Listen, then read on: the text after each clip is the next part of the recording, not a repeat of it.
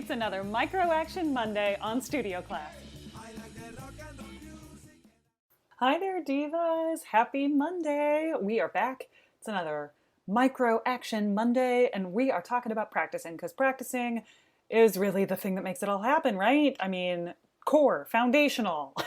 Like, it's the part that, everything is built off of. And so when we're talking about practicing, one of the things that I like to talk to divas about, talk to y'all about, is about creating a practice schedule, right? Is about making sure that you're being efficient with the time that you have to achieve your goals, right? So a practice schedule is really connected to our idea of systems.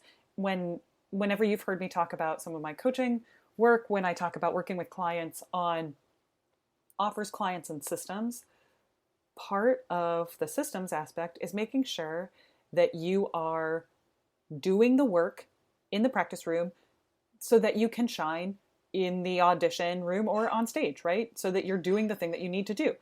And we need to create efficient practice schedules to make sure that that can happen.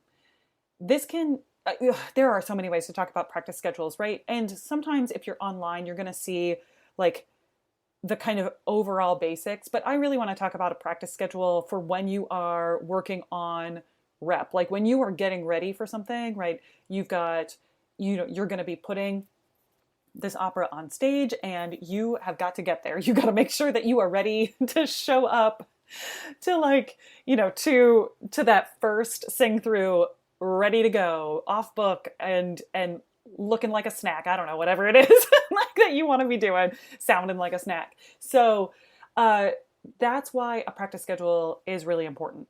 And I think I chunked this down into what? 1, 2, 3, 4, 5, 6, 7. Seven little steps that I think are important. But the micro action is set up a practice schedule for whatever it is that you're working on right now. The first step of our setting up our practice schedule is when is this going to happen? And as you've heard me talk about on the podcast or on Friday, I don't believe that everybody has the same type of practicing mojo, the same type of practicing brain, right? You need to know what your style is. Do you like to batch it and work on something for a longer amount of time?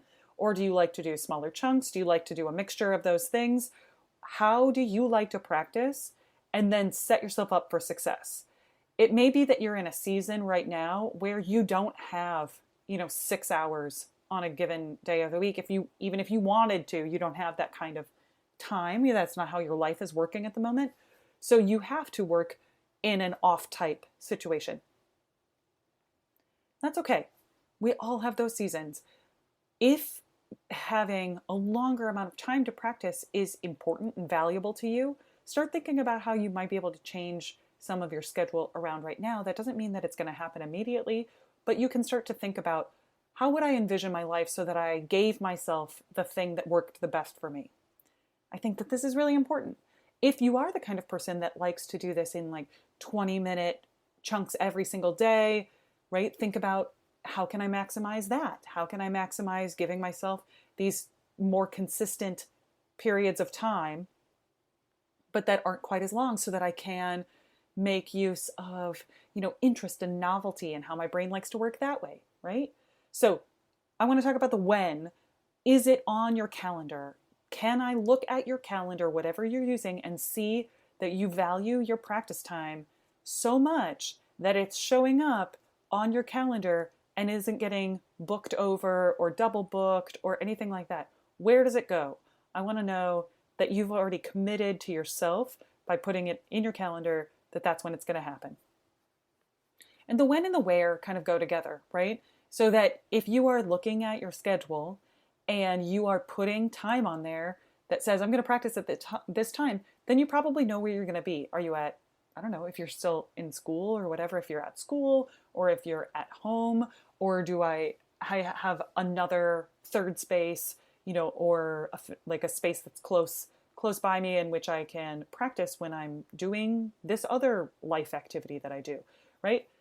There might be multiple ways for you to say, oh, well, I might be able to use this space, or I can make better use of this space for this practice time. Here you go. So the when and the where go together that way, because when you're thinking about when it's going to happen in your schedule, you're also thinking about where it's going to happen on your schedule. Once you've got that when, you've got it set up, I want you, on your practice schedule, I want you to like leave some time for, okay, how much time does it take me to actually get warmed up? Hopefully you are getting more and more efficient with that so that your body is ready to respond. It's ready to do the work. Warming up sometimes can take longer. So I want you to be aware of that. Are there times of the week or times of the month or times of the year in which you need longer warming up time to make sure that you're vocally ready and healthy to rock and roll during your practice session? That's important. Give yourself that time that you need. And then we're really thinking about what rep. My ideal world has you writing down what rep it is that you're going to be actually doing ahead of time. So when you're putting it on your schedule, that you're actually saying, this is the rep that I'm working on. I'm getting ready for this entire scene, or I'm working on this entire song cycle, or whatever it is. What is the focus of what you're getting ready for right now? If you have multiple gigs coming up in which you're singing different rep, I want you to be able to look at that practice schedule and say, I see that I have time set aside to work on all of these things and not just the scariest one, or not just the one that is the largest or whatever, but say like, yes, the requisite amount of time is showing up for me to like learn and execute expertly this repertoire when it comes to the performance, because I've spent the time looking at it going, oh yeah, that's going to help me get there.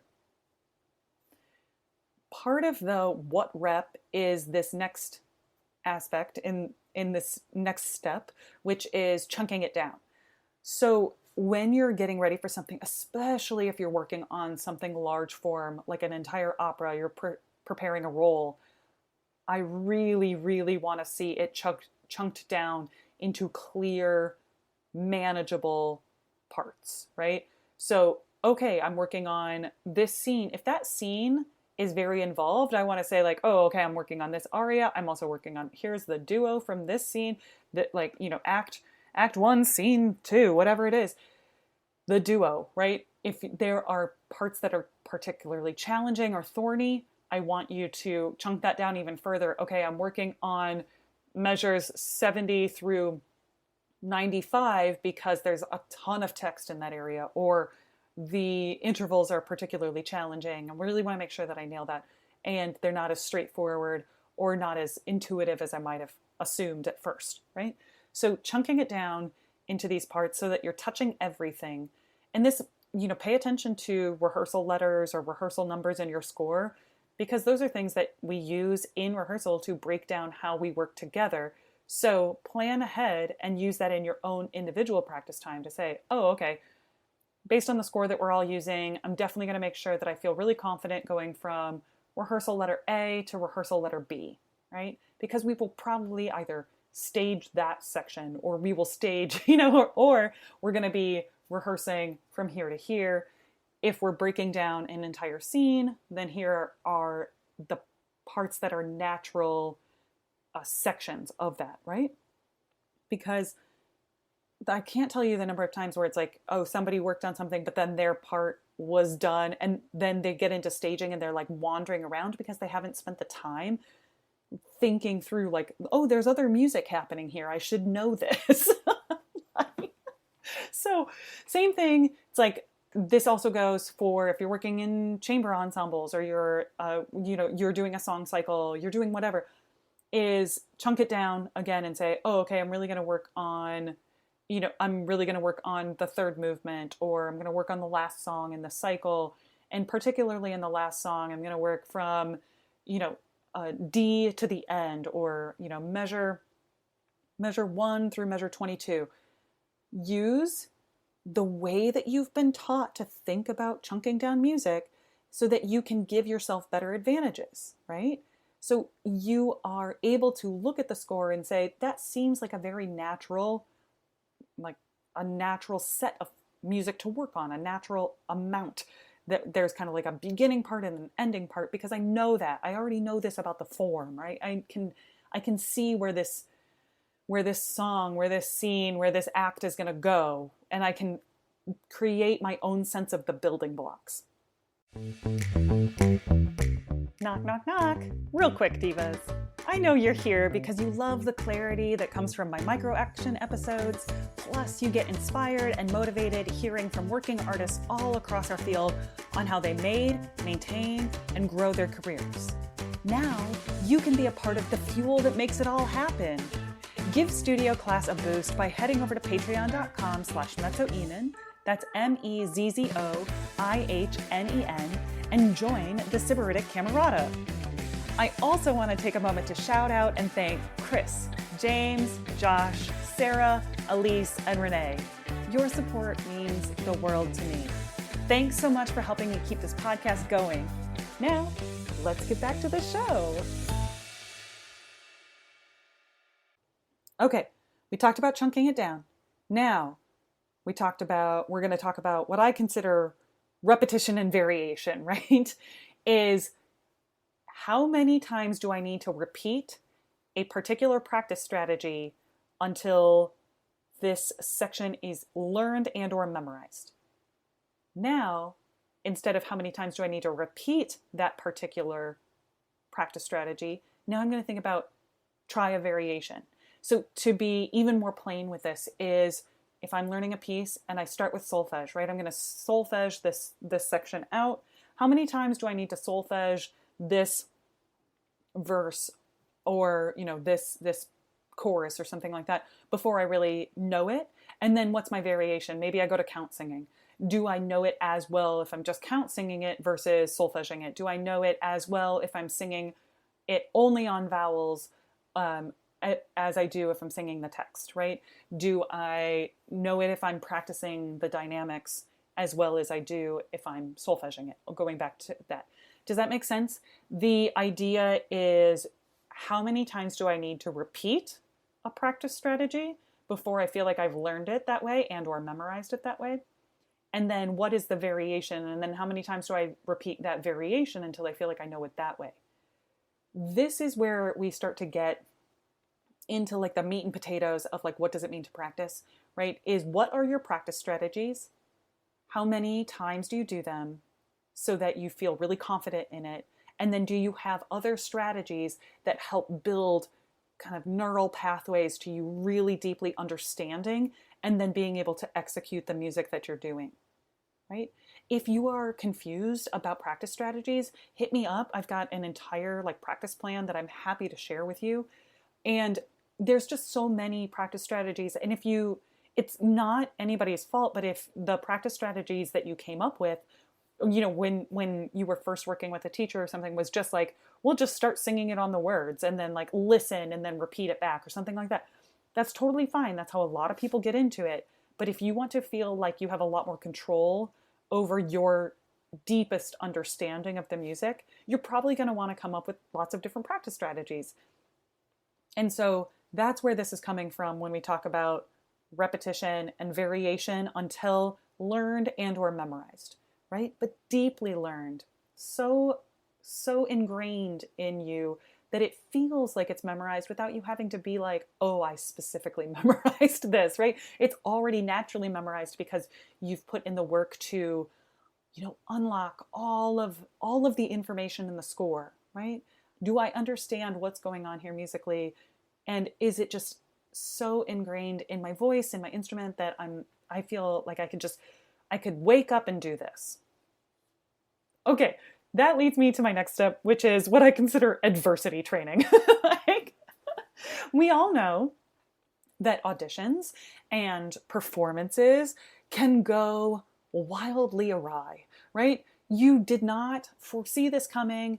This, whatever the challenge is, you did not think that was going to happen, and yet here you are, and you're still moving ahead, right? This is what I consider adversity training. The better your practice time is, the better prepared you are for the adversity that you will absolutely run into in the world of music making. And it's not that somebody is out to get you or that that they're purposefully trying to make it hard. It's just that things happen, right? And like we all want to show up and do our best, right? So say your colleague forgets a line, and that happens, right? That's totally fine. But you put some good karma into the world and be the person who's able to continue going because they've learned their music so well, rather than saying like, oh, well, this person didn't do a thing and now I'm messed up, right? That's not it, baby. That is not how it goes. It is your responsibility to show up with it so ingrained in what you're doing so that you can absorb any of those random challenges, tricky things, stuff that just goes a little awry. Like, I don't know, an alarm goes off, but you have to keep going, not like a fire alarm or something, but like, something goes off and somebody misses a beat. Fine, that happens. Keep going. You've got this. You can continue to create music and create the experience without losing your step just because one thing didn't go perfectly. Okay? That's the adversity training side of this. Are you feeling prepared so that you can absorb the challenges and keep going rather than getting, like knocked out of commission by those challenges? Okay. And then at the end of this practice time, I really want you to be planning for next time.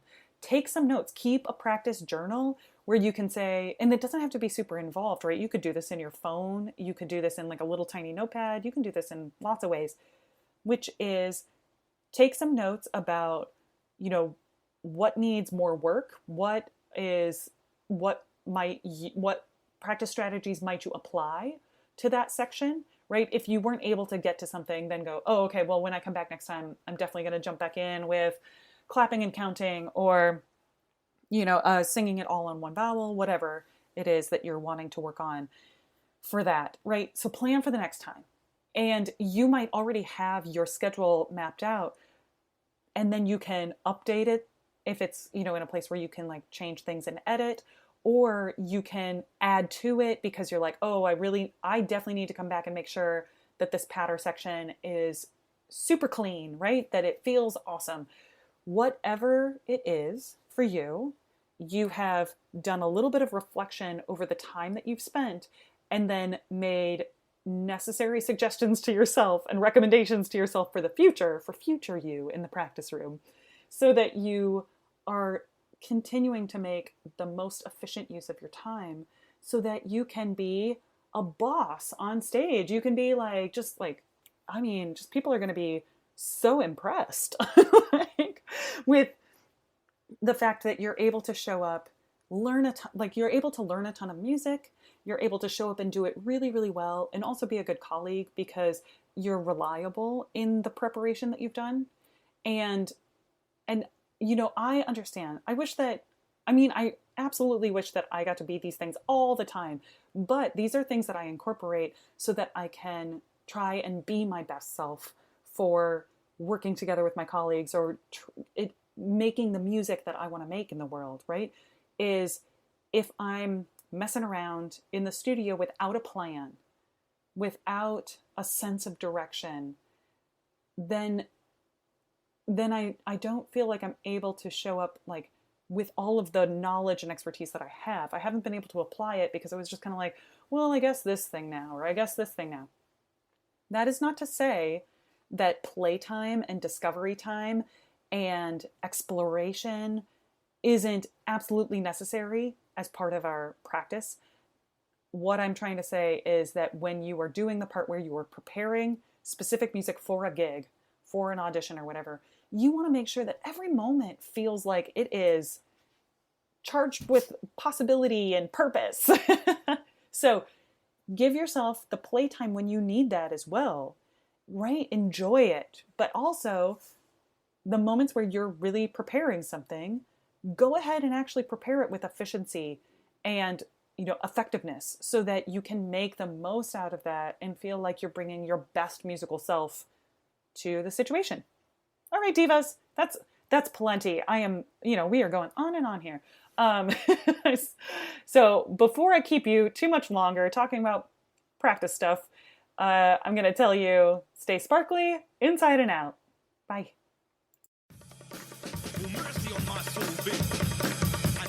Thanks for joining me for Micro Action Monday. Again, I'm Megan Ihnen, and you can find me on all the socials at mezzo-Ihnen. That's IHNEN. Did you know that studio class is part of the Sybaritic Singer? It is. And if you liked this episode, you're going to love my 29 Days to Diva series. That's on SybariticSinger.com. And if you liked this episode, will you please consider leaving us a review on iTunes, Stitcher, or wherever you get your podcast? Thanks. It means a lot to me.